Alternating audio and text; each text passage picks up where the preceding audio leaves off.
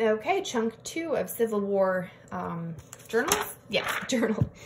We're going to look at lines 22 through 64 in this chunk.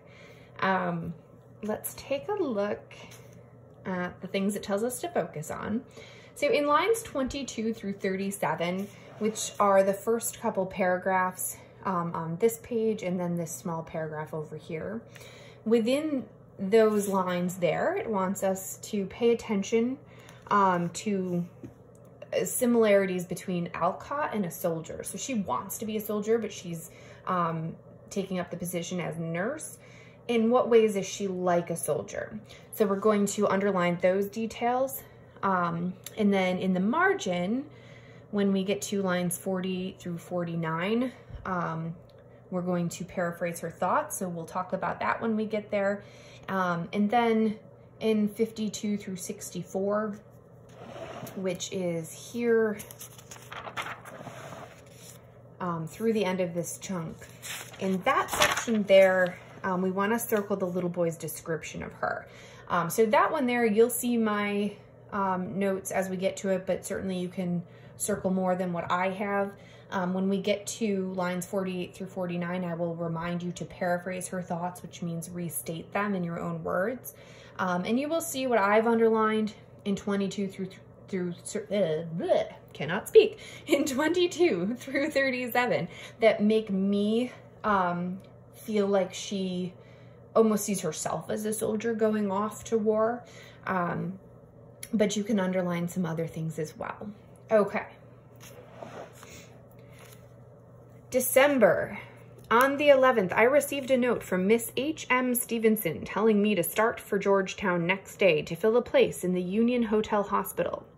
Mrs. Ropes of Boston was matron, and Miss Kendall of Plymouth was a nurse there, and though a hard place, help was needed. I was ready, and when my commander said march, I marched, packed my trunk, and reported to Boston that same evening. We had all been full of courage till the last moment came. Then we all broke down. I realized that I had taken my life in my hand and might never see them all again. I said, "Shall I stay, Mother?" as I hugged her close. "No, go," answered the Spartan woman, which is an old phrase that just means strong and disciplined. "No, go," answered the Spartan woman. Until I turned the corner, she bravely smiled and waved her wet handkerchief on the doorstep. Shall I ever see that dear old face again? So I set forth on December in the twilight with May and Julian Hawthorne as escort, feeling as if I was the son of the house going to war. Friday the 12th was a very memorable day spent in running all over Boston to get my pass, etc., calling for parcels, getting a tooth filled, and buying a veil, my only purchase. AC gave me some old clothes, the dear Seawall's money for myself and boys, lots of love and help, and at 5 p.m. saying goodbye to a group of tearful faces at the station. I started on my long journey full of hope and sorrow, courage and plans. A most interesting journey into a new world full of stirring sights and sounds, new adventures, and an ever-growing sense of the great task I had undertaken. I said my prayers as I went rushing through the country white with tents, all alive with patriotism and already red with blood. Okay, I'm going to pause for just a moment because these are the two lines right here that they want you to paraphrase in the margins. So again, take some time to reread what she's just said and then rephrase it in your own words. So I said my prayers as I went rushing through the country white with tents, all alive with patriotism and already red with blood. What does it mean to be alive with patriotism? When we hear the word patriotism, we think of pride in our country. So it sounds like she was in an area where it felt like everybody was ready to help the country. But then it also says it was already red with blood, which probably means she's in an area where there's already been battles. So take a moment, pause the video, and rephrase those two lines in the margins.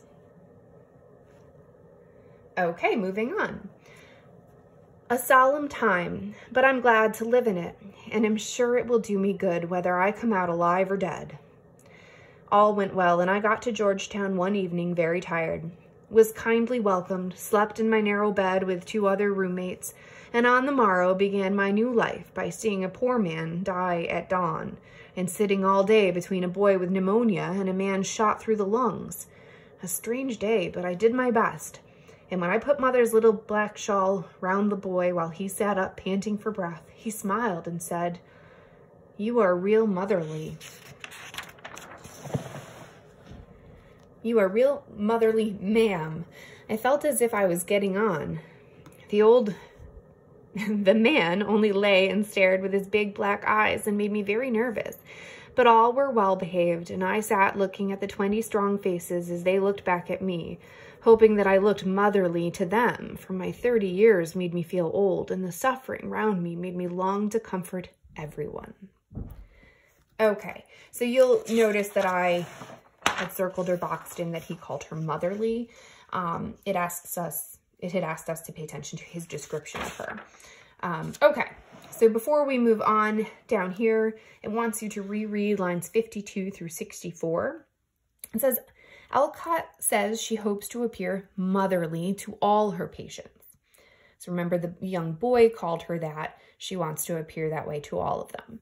How would your perception of Alcott change if she had used a word such as watchful or protective, which has a similar denotation but different connotation? Okay, so that's a confusing question. What it's saying here is words like watchful and protective have similar meanings as the word motherly, right?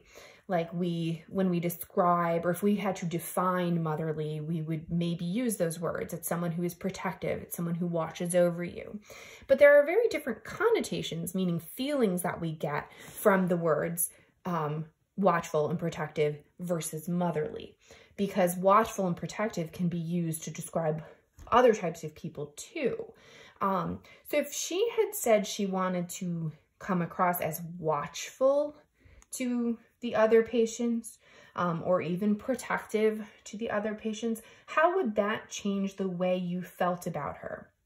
Because with the word motherly in there, we get this sense that she's really caring, right? It makes me think that she wants to care for these people, that she is a caring person, and she wants them to know that she cares. What would you think if she had said watchful or protective instead of motherly? Okay, so take some time, answer that question, and I'll see you in the next video.